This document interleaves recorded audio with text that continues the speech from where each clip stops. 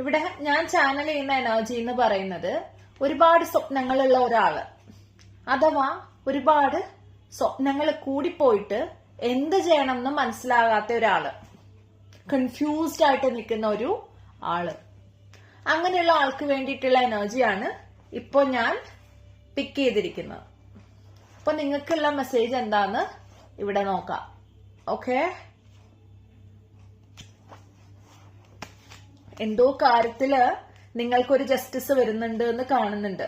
നല്ലത് ചെയ്തവന് നല്ലത് മാത്രം വരും, ചീത്തത് ചെയ്തവന് അവനവൻ കുഴിക്കുന്ന കുഴിയിൽ ആരാ ചാടുക? അവനവൻ തന്നെ ചാടും. അപ്പൊ നിങ്ങൾ നല്ല പ്രവൃത്തിയാണ് ചെയ്തിരിക്കുന്നതെങ്കിൽ നിങ്ങൾക്ക് എന്താ വരിക? നല്ലതാ വരിക. ചീത്ത പ്രവൃത്തിയാണെങ്കിലോ ചീത്തത് വരും. മനസ്സിലായോ? നല്ലത് ചെയ്യുന്നവന് നല്ലത് വരും, ചീത്ത ചെയ്യുന്നവർക്ക് ചീത്തത് വരും. അതുകൊണ്ട് നിങ്ങളുടെ പ്രവൃത്തികള്, നിങ്ങൾ ചെയ്യുന്ന കാര്യങ്ങൾ ഒന്ന് റീചെക്ക് ചെയ്യുക. കറക്റ്റ് ആയിട്ടാണോ കാര്യങ്ങൾ ചെയ്യുന്നതെന്ന് എന്ത് ചെയ്യണം? മനസ്സിലാക്കുക. എന്താ വേറെ മെസ്സേജ് നോക്കാം. ഞാൻ പറഞ്ഞത് തന്നെയാണ്, നിങ്ങളുടെ ലൈഫിൽ എന്തോ ഒരു കാര്യത്തിന് ബാലൻസ് വന്നിട്ടില്ല. മേ ബി നിങ്ങൾ ആരെങ്കിലും സ്നേഹിച്ചിട്ടുള്ള കാര്യമാണെങ്കിൽ നിങ്ങൾ പ്രോപ്പറായിട്ട് സ്നേഹിച്ചിട്ടില്ല, ഇല്ലെങ്കിൽ നിങ്ങൾക്ക് പ്രോപ്പറായിട്ടുള്ള സ്നേഹം കിട്ടിയില്ല. കരിയർ വൈസ് ആണെങ്കിലും നിങ്ങൾക്കൊരു ബാലൻസ് ഇല്ല. ആ ഒരു ബാലൻസ് വരുന്നതാണ് ഞാൻ കാണുന്നത്. വേറെന്ത് മെസ്സേജ് ആണ്? പാഷൻ ഉണ്ട്. പാഷൻ ഉണ്ട്, പക്ഷെ ഉള്ളിൽ ഒതുക്കി വെച്ചിരിക്കുകയാണ്.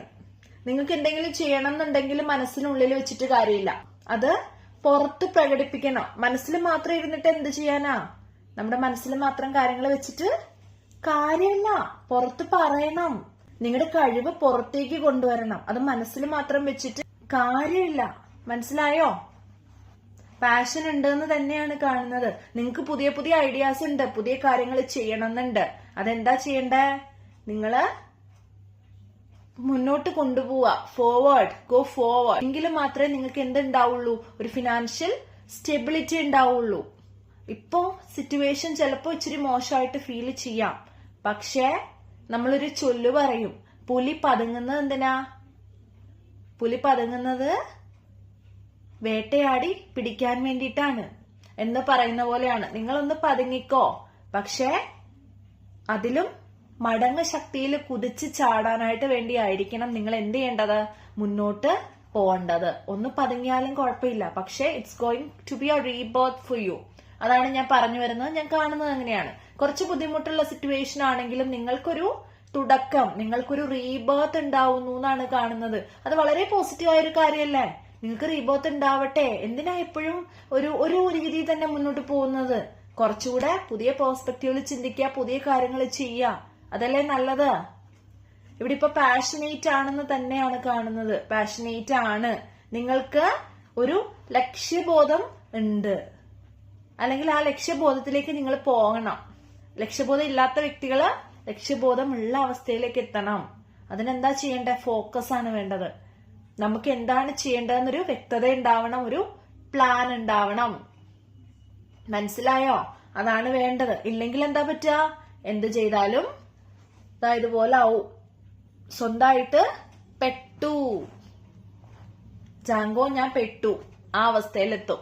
അപ്പൊ അതുപോലെ പെടാതിരിക്കണമെങ്കിൽ നിങ്ങൾക്കൊരു പ്ലാനിങ് ഉണ്ടാവണം. നിങ്ങൾ എന്താണ് ചെയ്യുന്നതെന്ന് നിങ്ങൾക്കൊരു വ്യക്തമായ രൂപം ഉണ്ടാവണം.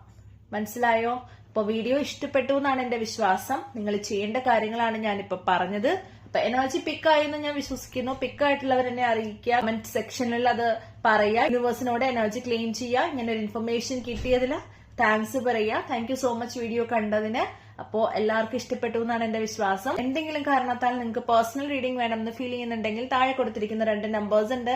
ഒരെണ്ണം എന്റെ നമ്പർ ആണ്, അടുത്തത് മോഡറേറ്ററിന്റെ നമ്പർ ആണ്. ഏതെങ്കിലും ഒരു നമ്പറിൽ കോൺടാക്ട് ചെയ്യുക. കിട്ടിയില്ലെങ്കിൽ you will go for the next number. അതുകൊണ്ട് നിങ്ങൾ പേഴ്സണൽ റീഡിംഗ്സ് ബുക്ക് ചെയ്യുന്നുണ്ടെങ്കിൽ ബുക്ക് ചെയ്തോളൂ. അല്ലാത്ത വ്യക്തികള് ഈ പറഞ്ഞ അഡ്വൈസ് മനസ്സിലാക്കി എടുക്കുക. മനസ്സിലൊന്ന് സ്റ്റോർ ചെയ്ത് വെക്കുക. Okay, thank you so much. By.